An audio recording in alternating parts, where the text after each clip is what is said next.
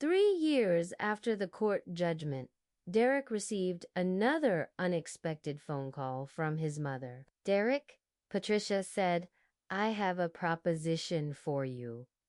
"What kind of proposition?" Derek asked. "I'd like to meet with you," Patricia said. In person, to talk." Derek's heart started racing again. "Are you sure?" "I'm sure," Patricia said. "But I have conditions." "What conditions?" Derek asked. "We meet in a public place," Patricia said. "We talk for 1 hour, no more. And you don't ask me for anything. Not forgiveness. Not a relationship. Not anything." "I agree to all of those conditions," Derek said immediately. "And Derek," Patricia added, "if this meeting goes badly, it might be the last time we ever speak. Are you prepared for that possibility?" Derek thought about the question seriously. "Yes," he said finally. "I'm prepared for that." They arranged to meet at a coffee shop downtown on a Saturday afternoon. Derek arrived early and sat at a corner table, nervously checking his watch every few minutes. When Patricia walked in, Derek was struck by how much older she looked. The stress of their estrangement had clearly taken a toll on her, just as it had on him. "Hello, Derek," Patricia said as she sat down across from him. "Hi, Mom," Derek said, his voice barely above a whisper. They sat in awkward silence for a moment before Patricia spoke. "Derek," she said, "I want you to know that I've been following your progress. I know about the job promotion, the therapy, the fact that you've never missed a payment. Thank you for noticing," Derek said. "I want you to tell me," Patricia said, "in your own words, what you learned from what happened between us." Derek took a deep breath. "I learned that I was entitled and selfish. I learned that I saw you as a resource to be managed rather than as a person to be respected. I learned that being scared about my future didn't give me the right to steal your security." "What else?" Patricia asked. "I learned that actions have consequences," Derek continued. "I learned that betraying someone's trust can destroy a relationship permanently. And I learned that being family doesn't mean you can take advantage of family."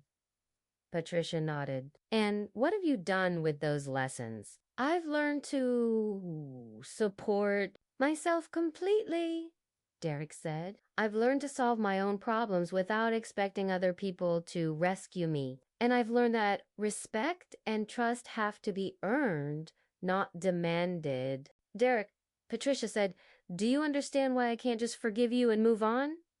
"Yes," Derek said, "because what I did wasn't just a mistake. It was a betrayal that showed you who I really was at that time. And even though I've changed, you have no guarantee that I won't revert to that person if I get scared or desperate again." Patricia was surprised by Derek's insight. "That's exactly right." "Mom," Derek said, "I want you to know that I don't expect forgiveness. I don't expect a relationship. I just want you to know that I understand what I did wrong, and I'm committed to being a better person whether you're in my life or not." Patricia studied her son's face, looking for signs of manipulation but all she saw was genuine remorse and maturity. "Derek," Patricia said, "I'm not ready to forgive you yet, but I'm not ruling it out forever." "I understand," Derek said. "I want to see more time pass," Patricia continued. "I want to see that these changes are permanent, not just temporary improvements to win me back." "How much more time?" Derek asked, then caught himself. "I'm sorry. I know I can't put a timeline on your healing."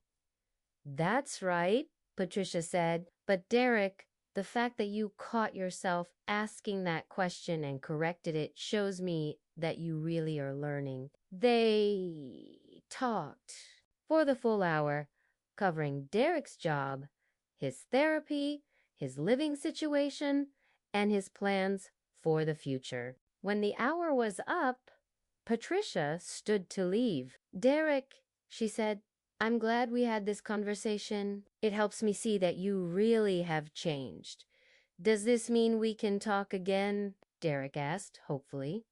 Maybe, Patricia said, but not regularly, and not until I'm ready. I understand, Derek said, As Patricia walked away, Derek felt a mixture of hope and sadness. The conversation had gone better than he had dared to hope, but he was still facing an uncertain future with his mother.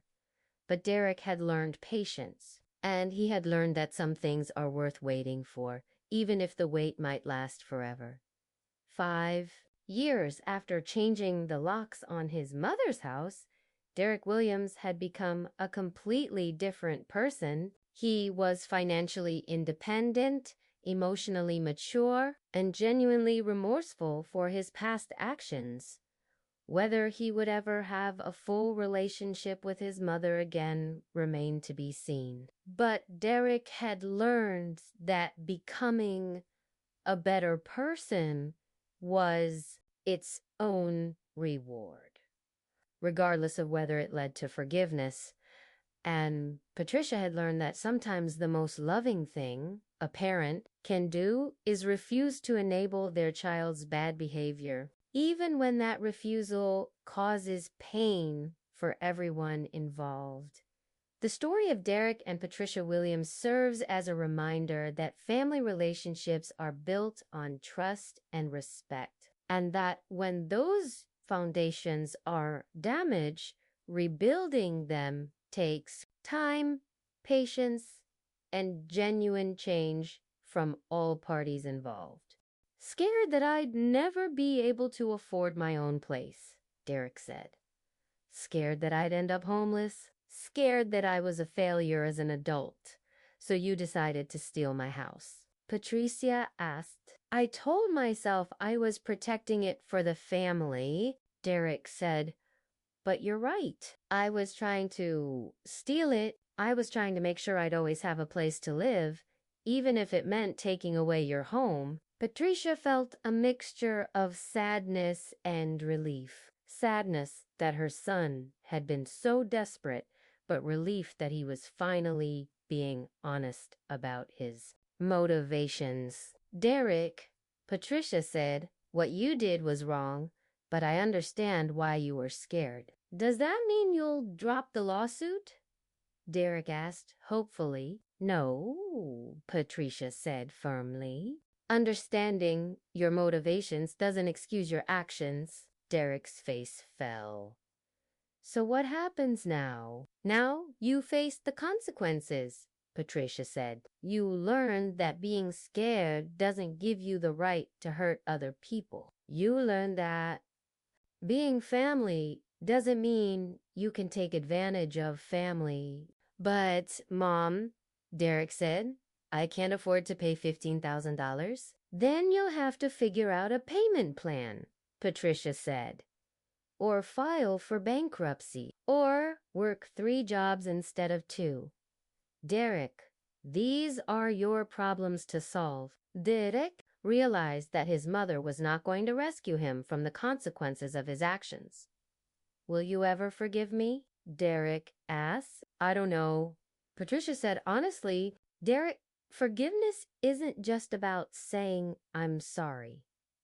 It's about proving that you've changed. And right now, I don't know if you've really changed or if you're just sorry you got caught. How can I prove I've changed? Derek asked. By taking responsibility for your actions without expecting me to make it easier for you, Patricia said. By accepting whatever judgment the court makes without asking me to reduce it. By showing me that you understand that your actions have consequences. Derek nodded sadly. And if I do all that, then maybe someday we can start rebuilding our relationship, Patricia said. But Derek, it will take years, not months, and there are no guarantees. As Derek left the coffee shop, he realized that his mother had given him a choice. He could continue to be a victim of his own poor decisions, or he could start taking responsibility for his life and his actions. The court date was now just 1 week away, and Derek had to decide what kind of man he wanted to be. The morning of the court hearing arrived gray and rainy, which seemed fitting for what was about to be one of the most difficult days in the Williams family history. Derek sat in his car outside the courthouse, trying to gather the courage to face his mother in a legal battle inside the courthouse. Patricia sat with her lawyer, reviewing the evidence they had prepared. She had documentation of the lock changes, photos of the new locks, receipts for the locksmith she had hired to regain access to her home, and a detailed timeline of events. "Mrs. Williams," her lawyer said, "are you sure you want to go through with this?" "It's not too late to accept a settlement, I'm sure," Patricia said firmly. Derek needs to understand that actions have consequences. When Derek entered the courtroom with his lawyer, Patricia felt a pang of sadness. This was her son, the boy she had raised and loved, and now they were adversaries in a legal proceeding. "All rise," the bailiff announced as Judge Martinez entered the courtroom. Judge Martinez was a woman in her 60s who had seen countless family disputes over the years. She looked at the case file and then at the two parties. "This is a civil case," Judge Martinez began. "Patricia Williams versus Derek Williams. Mrs. Williams is seeking damages for unlawful exclusion from her property damage, and emotional distress. Mr. Williams, how do you plead?" Derek's lawyer stood up. "Your Honor, my client pleads not guilty to the charges." Patricia's lawyer presented their case first. "Your Honor, the evidence will show that on the night of March 15th, Mrs. Patricia Williams returned home from work to find that her son, Derek Williams, had changed the locks on her house without her permission or knowledge." The lawyer presented the timeline of events, the photos of the changed locks, and Patricia's testimony about being locked out of her own home. "Mrs. Williams," Patricia's lawyer said, "can you tell the court what happened when you tried to enter your home that night?" Patricia took a deep breath. "I put my key in the lock, and it wouldn't turn. I tried both the front door and the back door. When I knocked and called for my son, he appeared at the window and told me he had changed the locks." "What was your son's explanation for changing the locks?" the lawyer asked. "He said it was for security," Patricia replied. "But when I asked him to let me in, he refused. He told me we needed to talk about the house and that I should stay somewhere else that night." "How did that make you feel?" the lawyer asked. "Betrayed," Patricia said, her voice breaking slightly. "Scared. I couldn't understand how my own son could lock me out of the house I've been paying for 25 years. Derek's lawyer then presented their defense.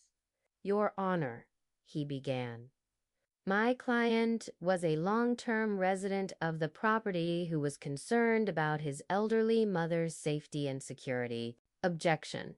Patricia's lawyer said, "Mrs. Williams is 58 years old and works full-time as a nurse. She is hardly elderly or incapacitated."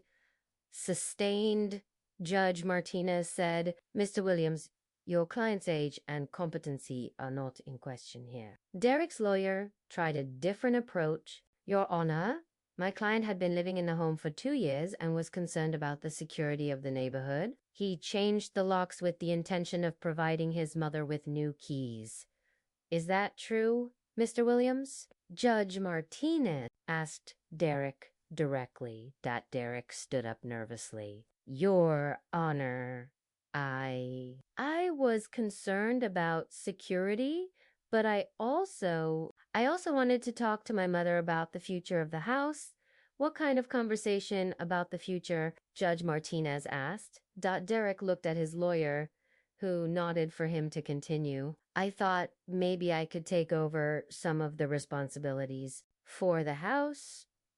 Maybe help with the mortgage payments. Mr. Williams, Judge Martinez said, did you have your mother's permission to change the locks?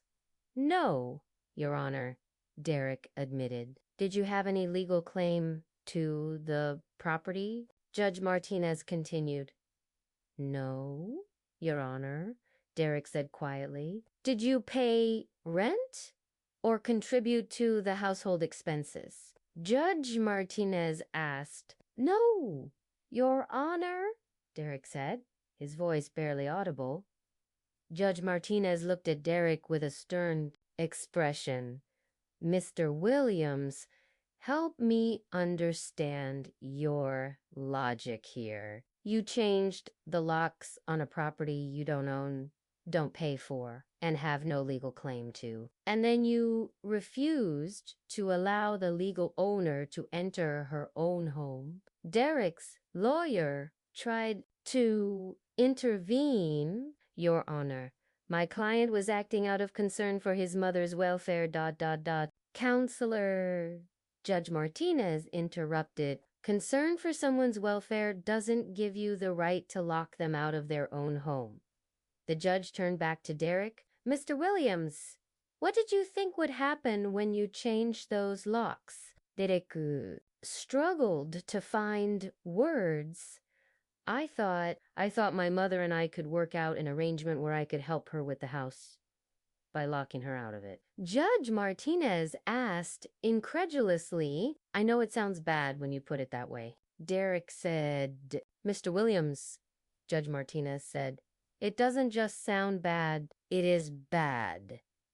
You committed unlawful exclusion, which is a serious violation of property rights. Patricia's lawyer then called Patricia back to the stand to testify about the emotional impact of Derek's actions. Mrs. Williams, the lawyer said, can you describe how this incident has affected you emotionally? Patricia took a moment to compose herself.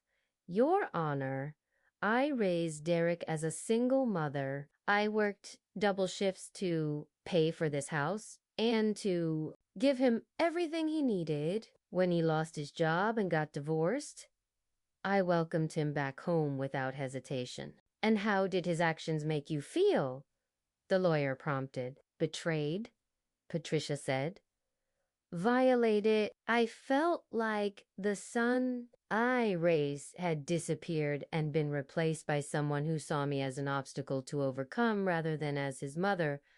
Have you been able to trust your son since this incident? The lawyer asked. No, Patricia said sadly. I don't know if I'll ever be able to trust him again. Derek's lawyer tried to minimize the emotional damage in his cross-examination. Mrs. Williams, isn't it true that you were only locked out for one night? Yes, Patricia replied, but it wasn't just about one night. It was about my son showing me that he felt entitled to my property and that he was willing to use force to get what he wanted. But no physical force was used. Derek's lawyer pointed out, changing someone's locks without permission is a form of force, Patricia replied. It's using the legal system and property law to exclude someone from their own home. Judge Martinez had heard enough. I'm ready to make my ruling, she announced. Mr. Williams, Judge Martinez said, looking directly at Derek, what you did was not only legally wrong, It was morally reprehensible. You took advantage of your mother's generosity and then violated her property rights when you decided you wanted more than she was willing to give. Derek hung his head in shame. The evidence clearly shows that you changed the locks on a property you have no legal claim to, and that you refused to allow the legal owner to enter her own home. Judge Martinez continued. This constitutes unlawful exclusion and property damage. Furthermore, the judge said, your actions caused significant emotional distress to your mother, who had every right to expect that her own son would respect her property rights. Judge Martinez looked at her note. I am awarding Mrs. Williams the full amount of damages she requested. Mr. Williams, you are ordered to pay $15,000 to your mother within 90 days. Derek felt like the floor had dropped out from under him. $15,000 was more money than he had ever had at one time in his life. Additionally, Judge Martinez continued, I am issuing a restraining order that prohibits you from going within 500 feet of your mother's property without her written permission. Your Honor, Derek's lawyer said, my client would like to request a payment plan for the damages. Mr. Williams can work out payment arrangements with Mrs. Williams directly, Judge Martinez said. But the judgment stands. $15,000 payable within 90 days. As the court session ended, Derek sat in stunned silence. He had not only lost the case, but he was now legally prohibited from going near his childhood home. Patricia felt a mixture of vindication and sadness. She had won the legal battle, but she had lost her son in the process outside the courthouse. Derek approached his mother one last time. Mom, he said, I know you probably don't want to hear this, but I want you to know that I understand now. I understand what I did wrong, and I understand why you had to take me to court. Patricia looked at her son, seeing both the man who had betrayed her and the boy she had raised. Derek, she said, understanding is the first step, but it's only the first step. What are the other steps? Derek asked. Taking responsibility, Patricia said. Making amends, proving that you've changed, and accepting that some damage can't be undone. Will you work out a payment plan with me? Derek asked that. Patricia considered the question. I'll accept $50 a month, she said finally. It will take you 25 years to pay it off, but I'll accept that. Derek nodded gratefully. Thank you. Derek, Patricia said, I want you to understand something. This payment plan isn't about the money. It's about you taking responsibility for your actions every month for the next 25 years. I understand, Derek said. Do you? Patricia asked. Because every time you write that check, I want you to remember what you did. I want you to remember that you tried to steal your mother's house. And I want you to remember that actions have consequences. Derek nodded, tears in his eyes. I will remember. As Patricia walked away, Derek realized that his real punishment wasn't the $15,000 or the restraining order. His real punishment was living with the knowledge that he had destroyed his relationship with the person who had loved him most in the world. But Derek also realized that his mother had given him something valuable in this legal battle. She had given him a chance to prove that he could change. The question was whether he would take that chance or waste it. 6 months after the court judgment, Derek Williams was living a life he had never imagined, working 3 jobs to make ends meet and pay his mother the $50 a month he owed her. Derek was learning what true independence meant. His days started at 5 in the morning with a job at a bakery, continued with his warehouse work in the afternoon, and ended with cleaning offices at night. He was exhausted, but for the first time in his adult life. He was supporting himself completely. Every month, Derek wrote out a check for $50 to his mother. As she had intended, the act of writing that check forced him to remember what he had done and why he was paying the price for it. Derek, his cousin Mike, said during one of their occasional phone calls, "How are you holding up?" "I'm tired," Derek admitted. "But I don't know how to explain it. I feel like I'm finally growing up." "What do you mean?" Mike asked. "I mean, I'm taking care of myself for the first time in my life," Derek said. "I'm not depending on anyone else to pay my bills or solve my problems." "Do you regret what happened?" Mike asked. Derek was quiet for a moment. "I regret hurting my mom," he said finally, "but I don't regret the consequences. I needed to learn this lesson." Meanwhile, Patricia was adjusting to life without Derek. The house felt empty sometimes, but it also felt peaceful. She no longer had to worry about someone taking advantage of her generosity or plotting to steal her property. "Patricia," her friend Linda said during one of their coffee dates, "do you miss having Derek around?" "I miss the Derek I thought knew," Patricia replied, "but I don't miss the stress of wondering what he was planning or whether I could trust him." "Have you heard from him lately?" Linda asked. "He sends the $50 payment every month," Patricia said. "Always on time. Always with a brief note apologizing for what he did." "Do you read the notes?" Linda asked. "Yes," Patricia said.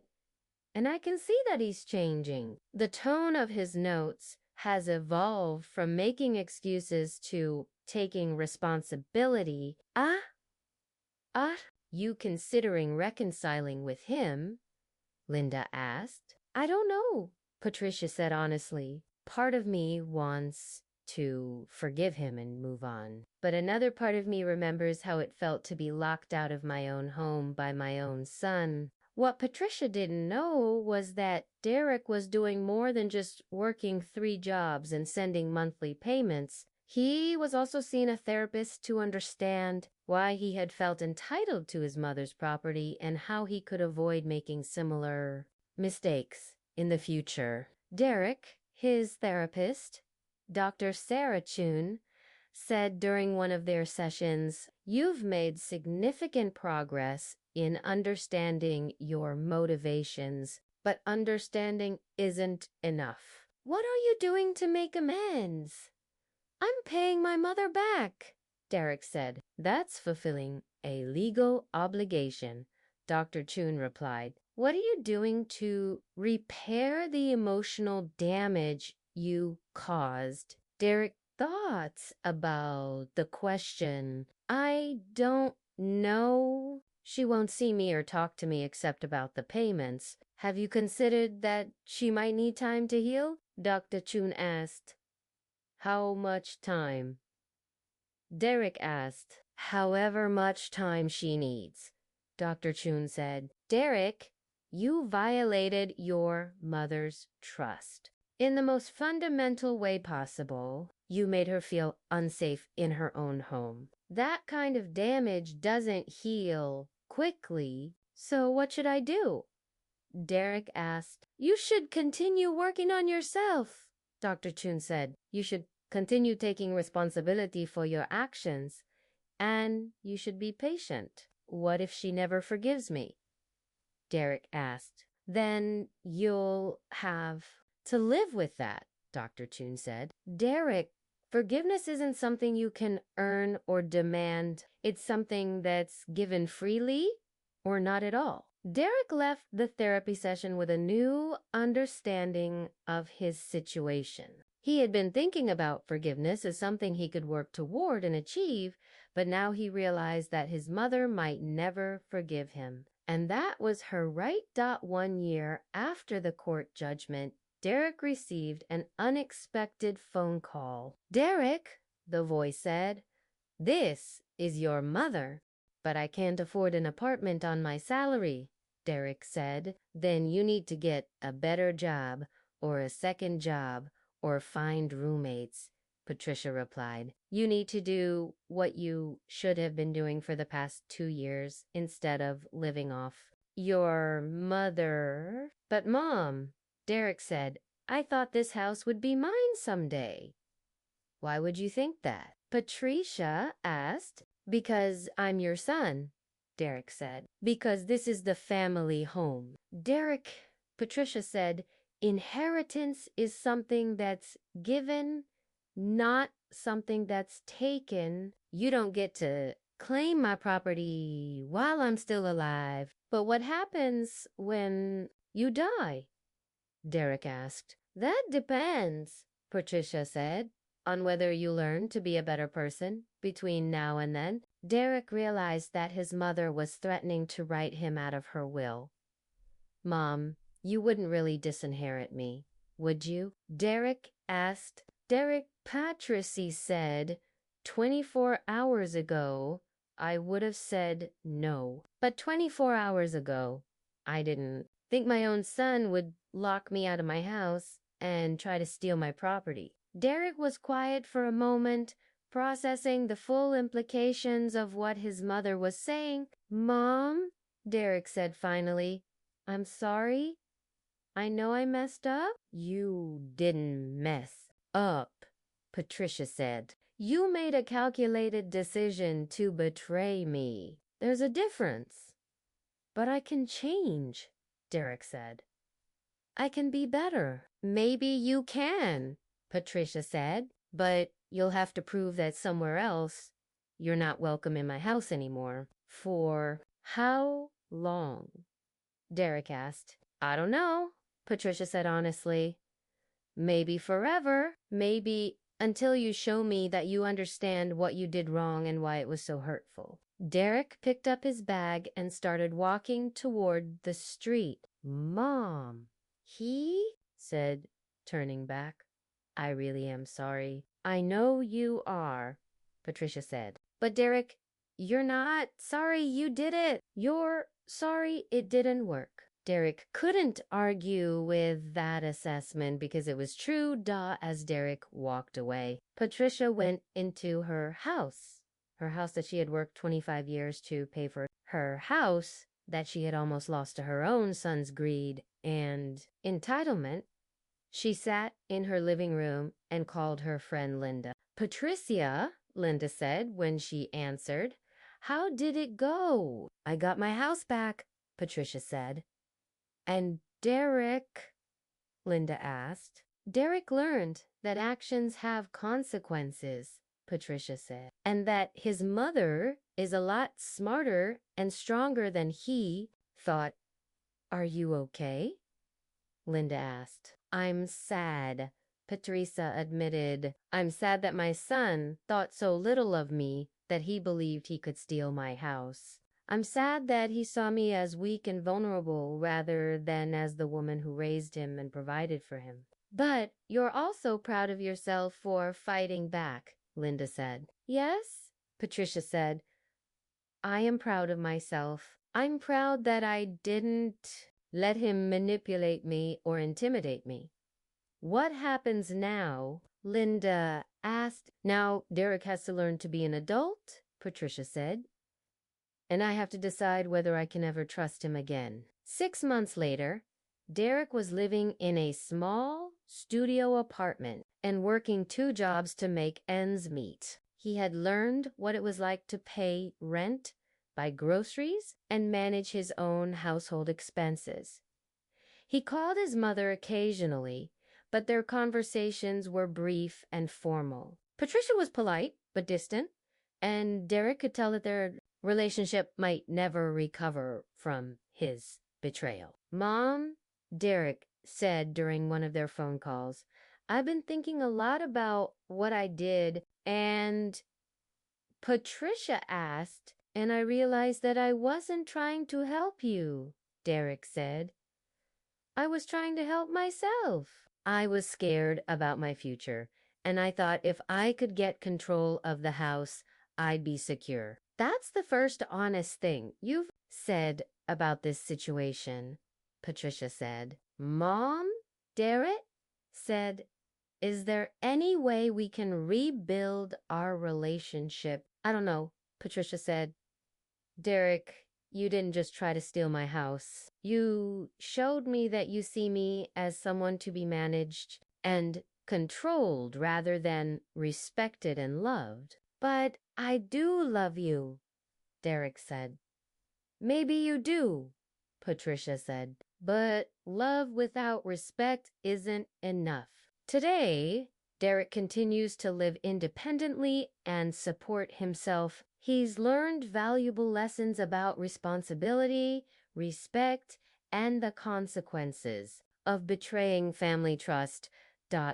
Patricia still lives in her house, which remains securely in her name with a frozen mortgage account that only she can control. She's proud of how she handled the situation, but she's still healing from the emotional wounds of her son's betrayal. The hardest part, Patricia told Linda recently, wasn't fighting Derek for my house. The hardest part was realizing that the son I raised could look at me and see a victim instead of his mother. What do you think about Patricia's response? Did she do the right thing by freezing the mortgage and kicking Derek out? Should parents who are betrayed by their adult children take such decisive action?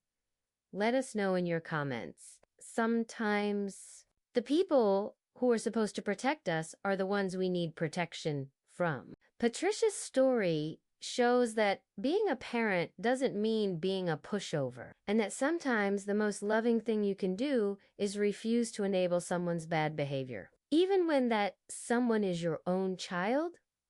Subscribe to our channel for more incredible family drama stories that will make you think about what really matters in relationships. 3 weeks after Derek was forced to leave Patricia's house, he was struggling more than he had ever imagined possible, living in a cramped studio apartment and working 2 jobs just to make ends meet. Derek was beginning to understand what real independence meant, but Derek's problems were about to get much worse. On a Tuesday morning, while he was getting ready for his warehouse job, there was a knock at his door. Derek Williams, asked the man standing outside his apartment. Yes, that's me, Derek replied. You're being served, the man said, handing Derek an official-looking envelope. Have a good day. Derek opened the envelope with shaking hands. Inside was a summons to appear in court. His mother was suing him for unlawful exclusion from her property damage and emotional distress. This can't be happening, Derek said to himself as he read through the legal documents. The lawsuit was seeking $15,000 in damages, $5,000 for changing the locks without permission, $5,000 for unlawful exclusion from the property, and $5,000 for emotional distress. Derek immediately called his mother. Mom, he said when Patricia answered, what is this lawsuit about? It's about holding you accountable for your actions, Patricia replied calmly.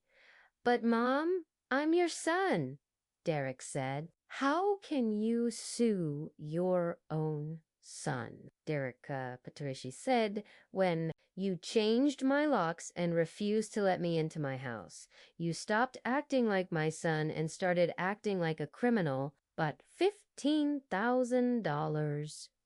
Derek protested. I don't have that kind of money. You should have thought about that before you decided to steal my house, Patricia said. I wasn't stealing your house, Derek said weakly. Really? Patricia asked. Then why did you change the locks? Why did you refuse to let me in? Why did you tell me to stay somewhere else? Derek couldn't answer because they both knew what his intentions had been. Mom, Derek said desperately, can't we work this out without lawyers? We could have worked it out without lawyers, Patricia said. If you had apologized immediately and shown genuine remorse, but instead you tried to justify your actions and make excuses. I am sorry, Derek said. Derek, Patricia replied. You're sorry you got caught. You're sorry there are consequences, but you're not sorry you did it? Derek realized his mother was right. Even now, part of him still believed he had been justified in trying to take control of the house. What do you want from me? Derek asked. I want you to take responsibility for your actions, Patricia said. I want you to face the legal consequences of what you did, and I want you to understand that betraying family has a price. Derek hung up the phone and stared at the lawsuit papers. He couldn't afford a lawyer, and he certainly couldn't afford to pay $15,000 in damages that evening. Derek called his cousin Mike, hoping for some support or advice. Mike said after hearing the story, I can't believe you changed the locks on your mom's house. I was trying to protect the family property, Derek said. Protect it from who? Mike asked. From your mom who owns it. I was thinking about the future, Derek said. About what would happen when she gets older. Derek, Mike said, your mom is 58 years old and works as a nurse. She's not some helpless old lady who needs you to manage her property. But, Mike, Derek said, don't you think she's overreacting by suing me? Overreacting? Mike asked. Derek, you locked your mother out of her own house. If I did that to my mom, she'd probably have me arrested. Derek realized that even his own family members thought his actions were inexcusable. What should I do? Derek asked. You should get a lawyer and hope your mom is willing to settle, Mike said. And Derek, you should probably start looking for a third job. Meanwhile, Patricia was dealing with her own emotional struggles. While she was determined to hold Derek accountable, the situation was taking a toll on her mental health. Patricia, her friend Linda said during one of their coffee meetings, how are you holding up? Some days are better than others, Patricia admitted. I keep thinking about the little boy I raised, and I can't reconcile that memory with the man who tried to steal my house. Do you think you're being too hard on him? Linda asked. Linda Patricia said, if Dara had apologized immediately and shown genuine remorse, I might have handled this differently. But he didn't. He tried to justify what he did, and he showed no understanding of how much he hurt me. What if he apologizes now? Linda asked.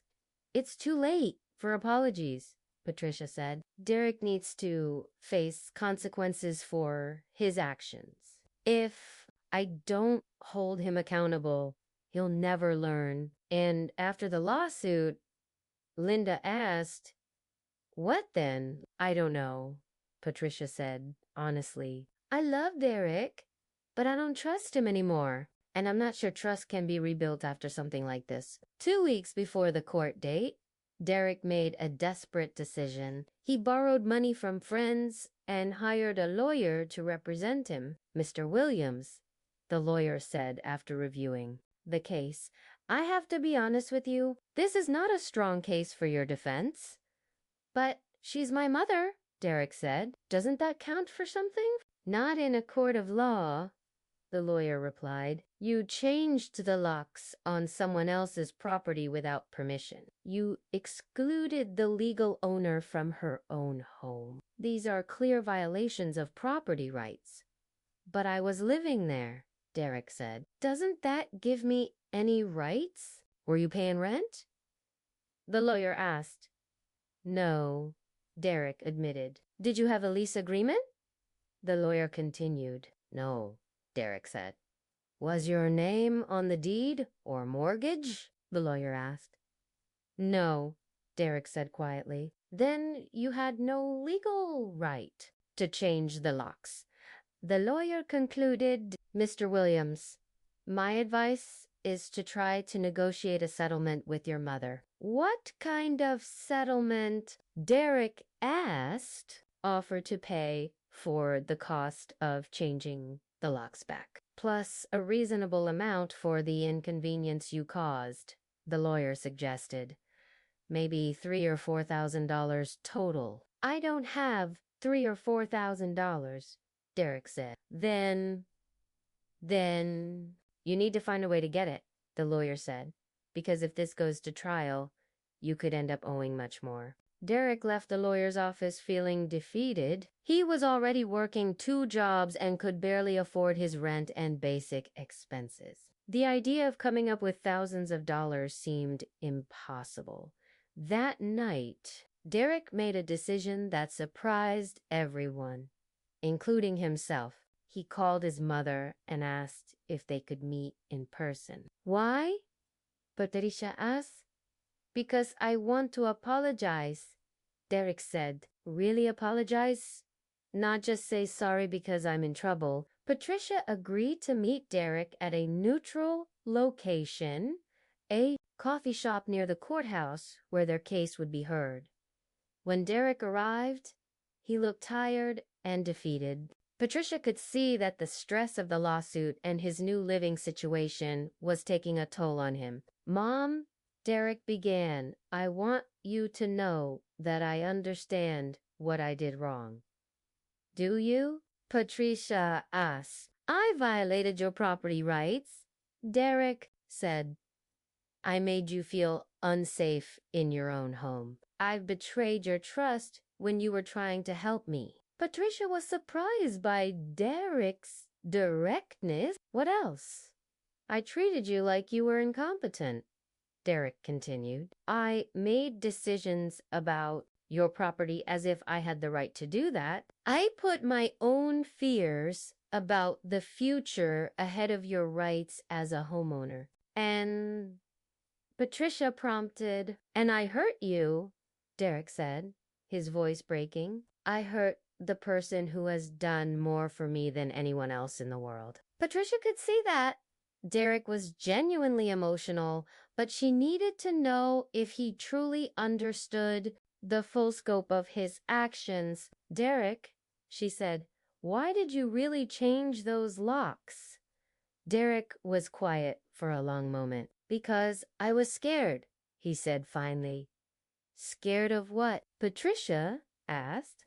Derek stood in the driveway of what had been his home for 2 years, holding a bag of his belongings and trying to process what had just happened. His plan to take control of the house had backfired spectacularly, but he wasn't ready to give up. Mom, Derek said as Patricia headed toward the front door with her new keys. I think you're making a huge mistake. The only mistake I made, Patricia replied, was trusting you not to betray me. I wasn't betraying you, Derek said. I was trying to protect our family's interests. Our family's interests? Patricia asked. Derek, this house belongs to me. I've been paying the mortgage for 25 years. There is no our when it comes to this property. Derek's expression hardened. Mom, maybe you should reconsider this decision. Is that a threat? Patricia asked. It's not a threat, Derek said. It's just, there are things you might not have thought about. Patricia crossed her arms. Such as, what happens if you can't make the mortgage payments? Derek said. Such as, what happens if you get sick and can't work? Derek, I've been managing my finances successfully for decades, Patricia said. I don't need a 31-year-old who can't even save money for his own apartment to give me financial advice. But Mom, Derek pressed, what if something happens to you? What if you have an accident or get sick? Who's going to take care of the house? Patricia realized that Derek was still trying to manipulate her by playing on fears about aging and health. Derek, I'm 58 years old and in perfect health. I'm not planning to become incapacitated anytime soon. But you never know, Derek said. And if something does happen, wouldn't you want family to be here to help? Family that helps doesn't lock the homeowner out of their own house, Patricia replied. Derek tried a different approach. Mom, I've been thinking about this situation, and I have a proposal. I'm listening, Patricia said, though her tone suggested she wasn't interested in any proposals. What if I pay you rent? Derek suggested, what if we make this a formal arrangement? I could pay you market rate for my room, and that would help you with the mortgage. Patricia almost laughed. Derek, you haven't contributed a penny to household expenses in 2 years. What makes you think you can suddenly afford market rate rent? I could get a better job, Derek said. I could work more hours. You could have done that at any time in the past 2 years, Patricia pointed out. Why didn't you? Derek didn't have a good answer for that question. Derek, Patricia said, even if you could afford rent, I wouldn't accept you as a tenant. You've shown me that you don't respect boundaries or property rights.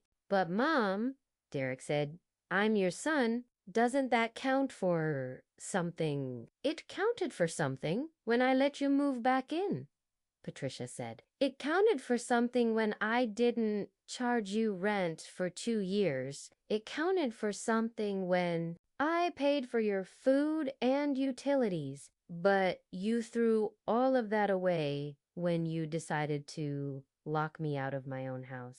Derek realized that his mother wasn't going to be swayed by emotional appeals or financial arguments. He decided to play what he thought was his trump card. Mom, Derek said, I think you should know that I've been in contact with a lawyer. Patricia raised an eyebrow. A lawyer? About what? About my rights as a long-term resident of this property, Derek said. About the fact that you can't just throw me out without proper notice. Derek, Patricia said calmly, you're not a tenant. You're a family member who was staying here as a guest. Guests don't have tenant rights. But I've been here for 2 years, Derek insisted. I've established residency. Have you? Patricia asks, do you have a lease? Do you pay rent? Do you have mail delivered here in your name? Derek realized that he had none of those things. His mail still went to a P.O. box from his previous address. He had never paid rent, and there was no written agreement about his living situation. But I live here, Derek said weakly. You lived here? Patricia corrected.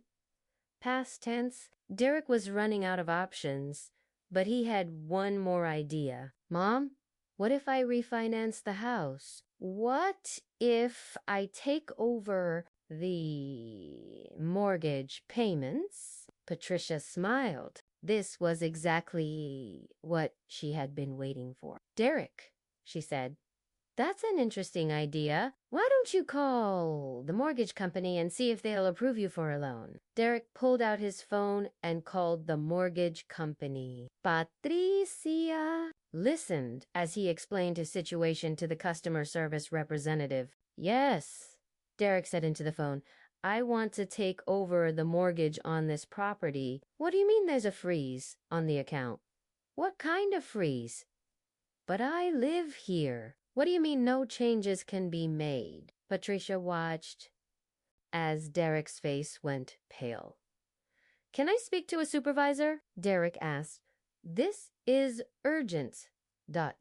What do you mean the account holder specifically requested that no unauthorized persons be allowed to make changes? But I'm her son. Derek hung up the phone and stared at his mother. You froze the mortgage account? I did, Patricia confirmed. When? Derek asked. This morning, Patricia said. Right after I realized that you were trying to steal my house. I wasn't trying to steal your house, Derek protested. Really? Patricia asked.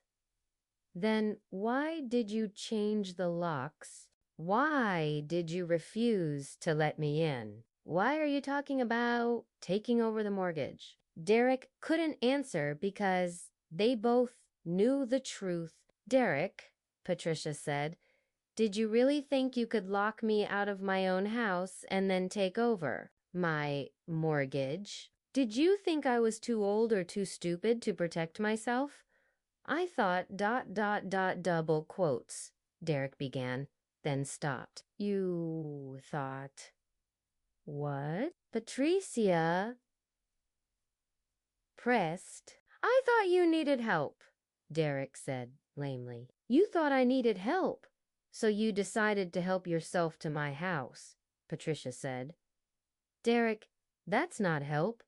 That's theft. Derek was beginning to realize that his plan had been doomed from the start. He had underestimated his mother's intelligence and overestimated his own rights. Mom, Derek said desperately, what am I supposed to do now?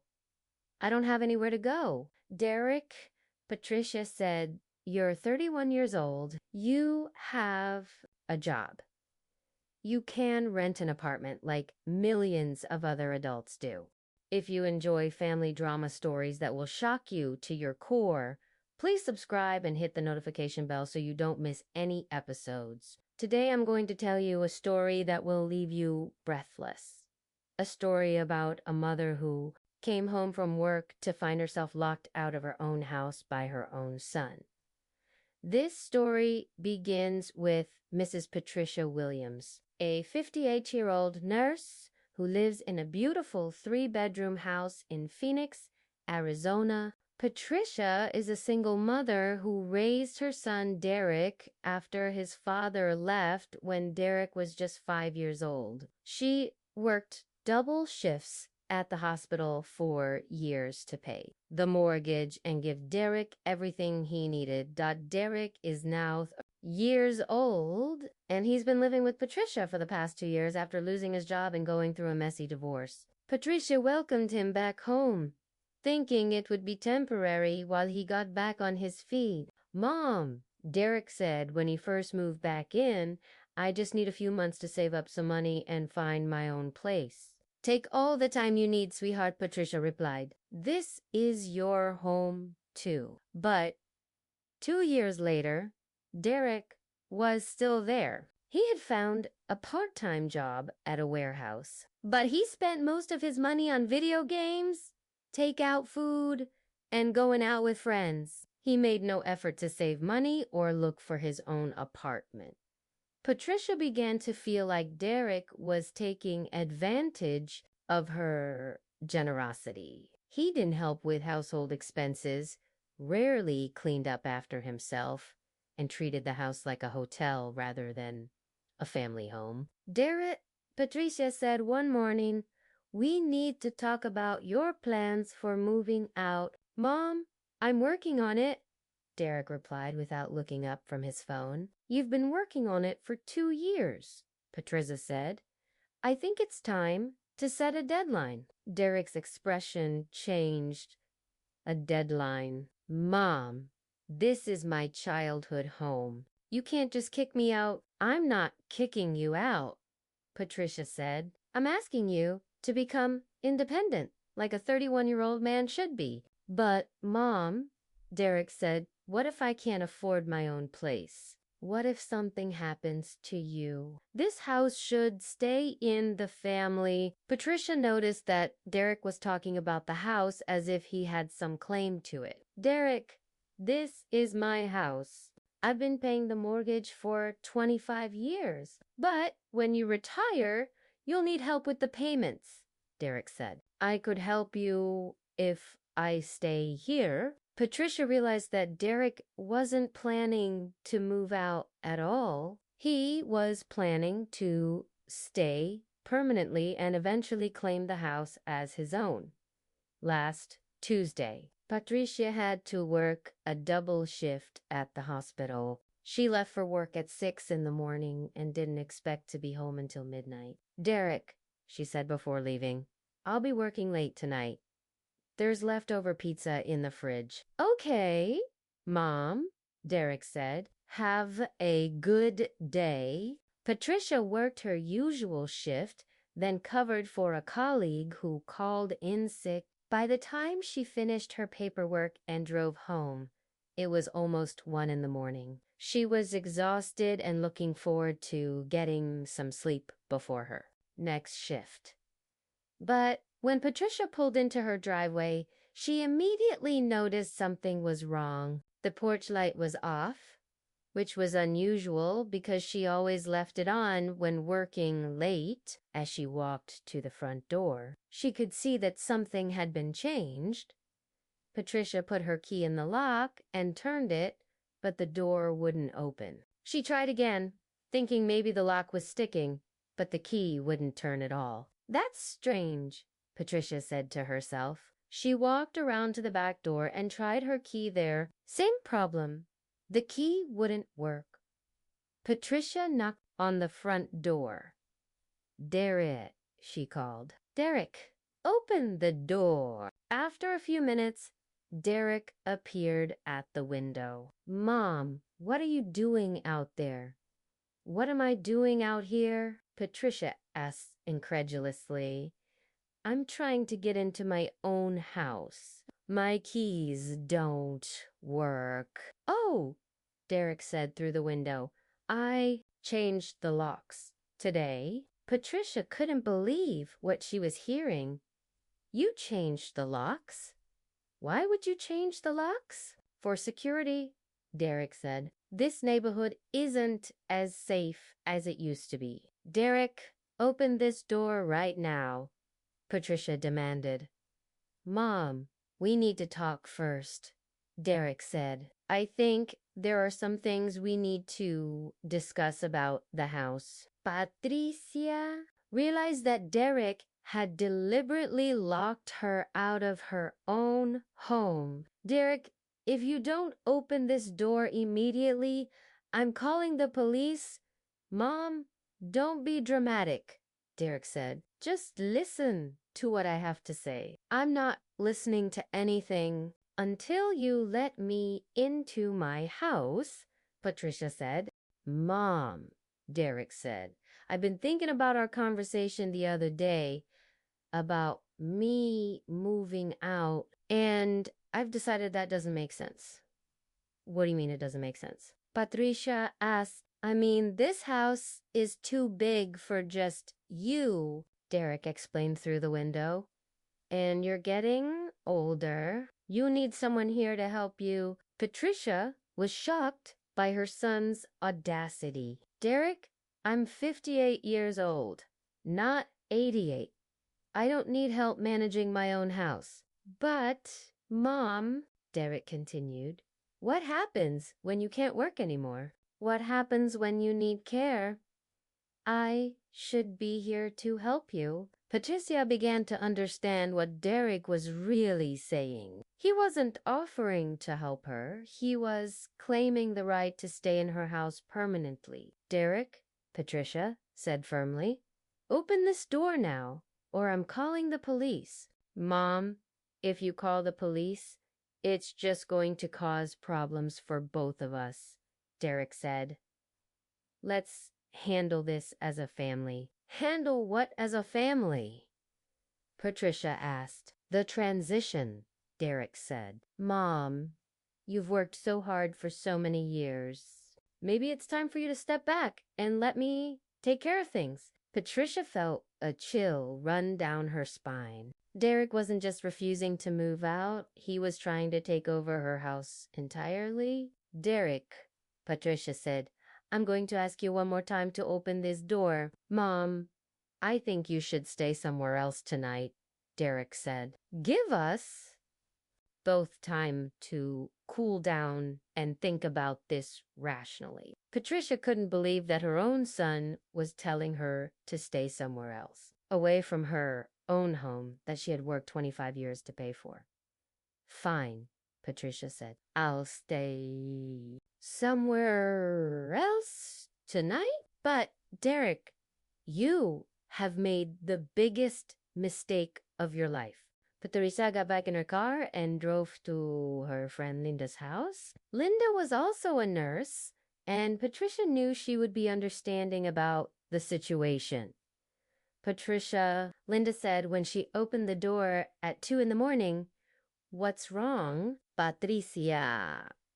Patricia explained what had happened, how Derek had changed the locks and refused to let her into her own house. He did what? Linda was outraged.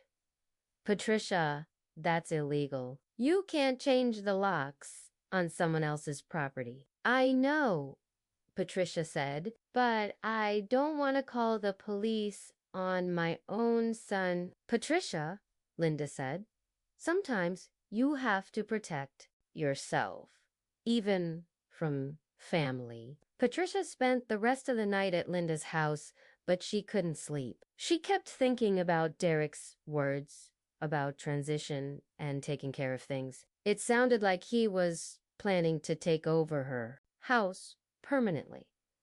The next morning, Patricia made a decision that would change everything. Instead of calling the police or a locksmith, she made a phone call that would teach Derek exactly who had the real power in this situation. If you're enjoying this story, please give it a thumbs up and share it with your friends. Patricia called her mortgage company. "Hello," Patricia said when the customer service representative answered. "This is Patricia Williams. I need to put an immediate freeze on my mortgage account."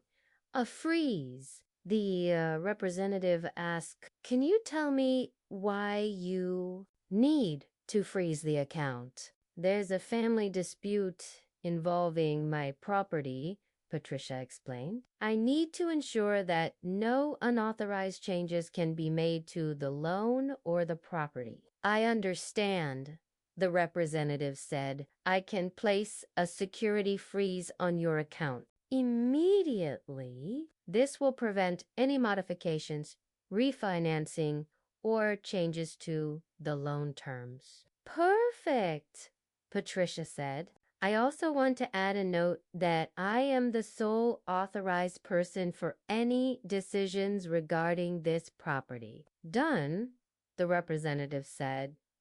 "Mrs. Williams, is there anything else you need?" "Yes," Patricia said. "I want to know what happens if someone is living in the property without the owner's permission." "Well," the representative said, "if someone is occupying a mortgage property without the owner's consent, that could affect the terms of the loan. The mortgage holder has the right to take action to protect their investment." Patricia smiled for the first time since the previous night. "Thank you. That's exactly what I needed to know." Patricia's next call was to a locksmith. "I need you to change the locks on my house," she said. "Do you have proof of ownership?" the locksmith asked. "I have the deed and the mortgage documents," Patricia said, "and I'll meet you there with them." Patricia's third call was to her workplace. "I need to take a personal day," she told her supervisor. "I have a family emergency." Then Patricia drove home to confront Derek and reclaim her house. When Patricia arrived at her house with the locksmith, Derek was standing in the front yard looking confused and angry. "Mom," Derek said, "what's going on? Why is there a locksmith here?" "I'm changing the locks back," Patricia said calmly. "You can't do that," Derek said. "I live here." "Derek," Patricia said, "this is my house. I have the deed. I pay the mortgage, and I have every right to change the locks." "But, Mom," Derek protested, "we had an agreement." "What agreement?" Patricia asked. "The agreement where you locked me out of my own house." The locksmith looked uncomfortable. "Ma'am," he said to Patricia. Do you have the documentation proving ownership? Patricia showed him the deed and mortgage papers. This is my property, she said. And sir, the locksmith said to Derek, do you have any legal claim to this property? Derek couldn't answer because he had no legal claim to the house whatsoever. I'm going to change these locks. Now, the locksmith said dot as the locksmith worked. Derek became increasingly agitated. Mom, you can't just kick me out. I have rights. What rights? Patricia asked. Derek, you're 31 years old. You don't pay rent. You don't contribute to the household expenses, and you don't have your name on any legal documents for this property. But I've been living here for 2 years, Derek said. As my guest, Patricia replied, and guests don't get to change the locks and exclude the homeowner. Mom, Derek said desperately, where am I supposed to go? That's something you should have thought about before you decided to lock me out of my own house. Patricia said.